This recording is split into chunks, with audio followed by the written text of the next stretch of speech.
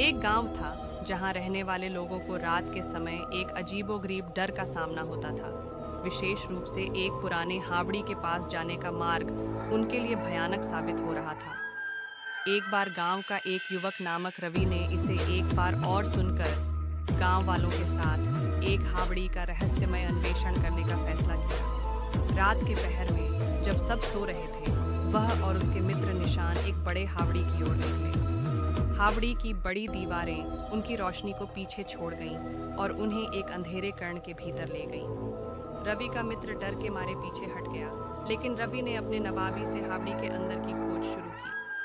वे एक पुरानी किताब पर पढ़े, जिसमें हावड़ी के मालिक के खौफनाक रहस्य और अनजाने घटनाओं का उल्लेख था।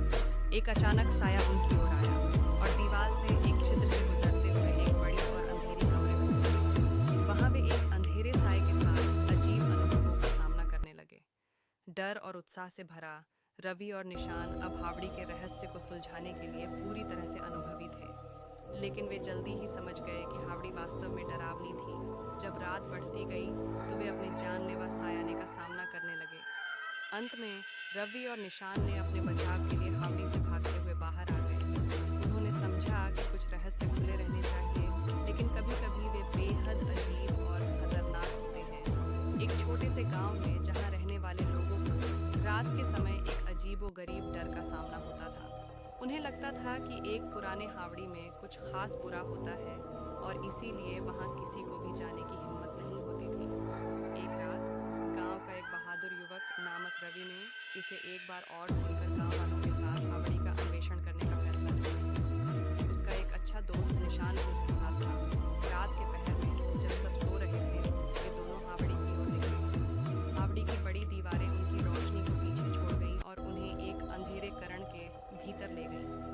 रवि का मित्र निशान डर के मारे पीछे हट गया, लेकिन रवि ने अपने नवाबी से हावड़ी के अंदर की खोज शुरू की। वे एक पुरानी किताब पर पढ़े, जिसमें हावड़ी के मालिक के खौफनाक रहस्य और अनजाने घटनाओं का उल्लेख था।